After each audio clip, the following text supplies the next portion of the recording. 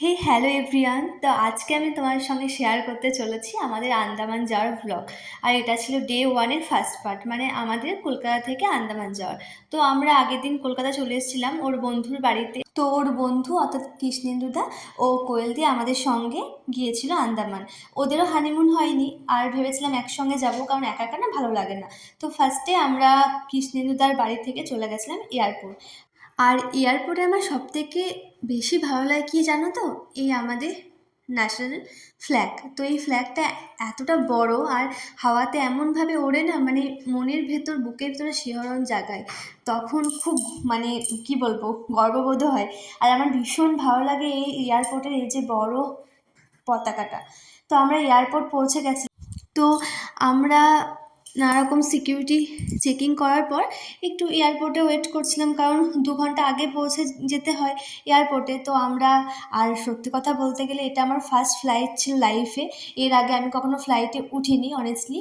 তো আমার বরের দৌলতে আমার এটা ফার্স্ট ফ্লাইট। আমি হয়তো একা পারতাম, বাট একা তো আমার বাড়ি থেকে ছাড়বে না, সেটা সবাই জানো। বিয়ের আগে তো সব কিছুতেই মানে এত দূর তো যাওয়া কোনো পারমিশনই ছিল না। অনেক ফ্যামিলিতে থাকে যে একা যাওয়া হবে না, যা করবে বিয়ের পর। তাই বিয়ের পরেই আমার এত দূর বাইরে ঘুরতে যাওয়া, আর সেটা আমার হাজব্যান্ডের সঙ্গে। আর এটাই আমার ফার্স্ট ফ্লাইট। তো একটু এক্সাইটমেন্ট ছিল। আর আমরা এয়ারপোর্টে কয়েকটা রিলস বানাচ্ছিলাম, যেটা আফটার বিফোর হয়। কারণ সবাই এক্সাইটেড, সবার লাইফে মানে এটা অনেক দূর হয়তো ফার্স্ট ঘুরতে যাওয়া। অবশ্য আমার হাজব্যান্ড আর কোয়েলদি, কৃষ্ণেন্দুদাও ঘুরতে গেছে, বাট এভাবে হানিমুন তো কখনো হয়নি। তো হানিমুন যাওয়ার যে একটা ব্যাপার, আর এটা আমার ফার্স্ট ফ্লাইট ছিল, মানে আমার একটু ভয় ভয় করছিল যে কি হবে, কারণ কখনোই এক্সপিরিয়েন্স নেই সত্যি কথা। আর ও আমাকে অনেক কিছু বলছিল যে একটু ভালো করে সিট বেল্টটা পরো, তারপর একটু মানে আমরা যত উপরে উঠবো পৃথিবী, তত আমাদের বাহুর চাপটা, মানে কানে একটা চাপ লাগতে পারে, সেটা বলছিল। বাট আমার সত্যি খুব ভালো লাগছিল। মানে কি বলবো, ফার্স্ট টাইম ফ্লাইট ছিল, একটা এক্সপিরিয়েন্স। কারণ ফ্লাইটে তো সব সময় সম্ভব হয় না, কারণ ফ্লাইটের প্রাইসটা একটু বেশি থাকে, কিন্তু খুব কম সময়ে আমরা যে এত দূর পৌঁছে যাচ্ছি, এটাও একটা মানে কি বলবো, এটাও একটা ব্যাপার আছে। কারণ কারণ যে জায়গা আমাদের পৌঁছাতে 7 দিন লাগবে, সে জায়গাটা আমরা 2 ঘন্টায়, 2.5 ঘন্টায় পৌঁছে যাচ্ছি। তো ভীষণ ভালো লাগছে। তো তোমরা দেখো, মানে অনেকজনই হয়তো ফ্লাইটে গেছো, অনেকজনই যাওনি, বা অনেকজন যাবে, সবার ইচ্ছা থাকে। তো আমার ভীষণ ভালো লেগেছে ফ্লাইটের ওপর থেকে, মানে আকাশ থেকে আমাদের পৃথিবীটাকে একটা দেখা, সেটা একটা বেশ ভালোই লাগছে। কারণ ফার্স্ট টাইম তো, মানে ফার্স্ট টাইম সবারই একটা মানে কী বলবো এক্সাইটমেন্ট থাকে, আমারও ছিল। কারণ ফার্স্ট টাইম সবার একটা ব্যাপার থাকে মাইন্ডে যে আমি ফার্স্ট টাইম ফ্লাই। তো ভীষণই ভালো লাগছে, মানে আকাশটা এত সুন্দর লাগছিল। আর আমাদের সকালে ফ্লাইট ছিল ওই 10টা। তো বেশ রোদটা পড়ছিল, আর বিশেষ করে ভীষণ সুন্দর লাগছে। আর মানে সত্যি আমার সত্যি ভীষণ ভীষণ ভীষণ ভালো লেগেছে। আর যেই আমরা আন্দামান পৌঁছাবো তার আগের ভিউটা দেখো, যে মানে এগুলো কি আমি নিজেও বুঝতে পারছি না। আমরা সবাই ভাবছিলাম যে এগুলো হয়তো বিশাল বড় বড় গর্ত হতে পারে, হতেই পারে, এগুলো মনে হয় গর্ত ছিল। তো মানে আমার সত্যিই ভালো লাগছিল, কারণ কি বলবো, ভীষণ সুন্দর লাগছিল ভিউটা ফ্লাইট থেকে। তো সত্যিই সুন্দর।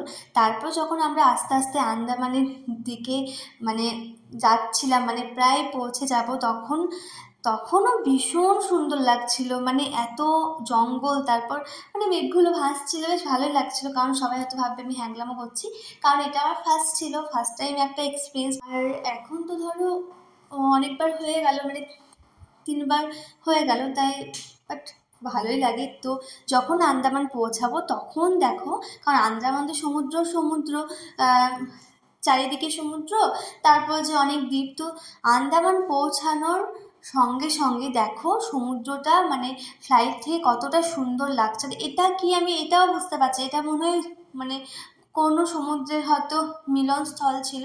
মানে যত আন্দামান পৌঁছাচ্ছি তত সমুদ্র, ওর মাঝে মাঝে যে দ্বীপগুলো, সেটা ফ্লাইট থেকে অত্যন্ত সুন্দর লাগছে। যারা হয়তো আন্দামান গিয়েছে, অনেকজন আমার ফেসবুকে আছো যারা অনেক কমেন্ট করেছিলে। আর এটা আমার ফার্স্ট, মানে এত দূর জার্নি আর ফ্লাইট তো ফার্স্ট টাইম ছিল। তো আমার একবার এইচএস দেওয়ার পর দাদুর সঙ্গে আন্দামান যাওয়ার প্ল্যানিং হয়েছিল, কিন্তু হয়নি, সেটা আমার হাজবেন্ডের দৌলতে আমার হলো। তো দেখো আন্দামান পৌঁছানোর সময় কতটা সুন্দর লাগছে ভিউটা, মানে এতটা সুন্দর, আমি ফার্স্ট পার্ট এজন্যই বললাম যাতে তোমরা সবাই দেখতে পাও। আর কারণ 7 মিনিটের ব্লগে পুরো একটা দিন তো মানে দেওয়া সম্ভব নয়, সেটা ভালোভাবে তোমরা দেখতেও পাবে না। তো দেখো আন্দামানটা কত সুন্দর লাগছে, সবুজে ভরা, মানে শুধু তো জঙ্গল, মানে ফ্লাইট থেকে সত্যি ভীষণ সুন্দর লাগছিল। মানে এবার আমরা পৌঁছানোর পর বুঝলাম যে এখানে টেম্পারেচারটা অনেকটা বেশি। কেমন ঠান্ডা না গরম? তারপরে এখানে এসে আমি বুঝতে পারলাম এখানে আমাদের ওখান থেকে অনেক অনেক ডিফারেন্ট ওয়েদার। এখানে চরমই গরম লাগছে, সাংঘাতিক গরম না, পড়াই যাবে না।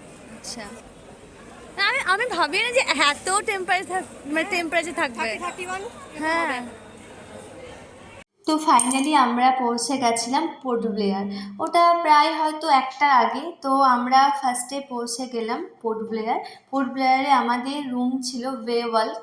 তো আমরা ওখানে একটু স্নান করে রেস্ট করে লাঞ্চ করার পর বেরিয়ে গিয়েছিলাম আমরা সেলুলার জেলের উদ্দেশ্যে। তো আমরা পৌঁছে গেছিলাম বে ওয়ার্ল্ডকে। তারপর এটা দেখো, বে ওয়ার্ল্ডটা বেশ সুন্দর ছিল। আমরা যেখানে পোর্ট ব্লেয়ারে ছিলাম, তো এটা আমাদের রুম ছিল, ভীষণই সুন্দর কমফোর্টেবল। তো তারপর লাঞ্চ করলাম, লাঞ্চটাও খুব ভালো ছিল। তো বে ওয়ার্ল্ডের খাবার কিন্তু খুব সুন্দর ছিল, একদম আমাদের বাঙালিদের মতো। তো এরপর আমরা পৌঁছে গিয়েছিলাম সেলুলার জেলের উদ্দেশ্যে। দেখো পোর্ট ব্লেয়ারের রাস্তাগুলো কত পরিষ্কার পরিচ্ছন্ন, দুর্দান্ত। তো এরপর তোমাদের সঙ্গে শেয়ার করব পুরো সেলুলার জেলটা পার্ট 2-এ।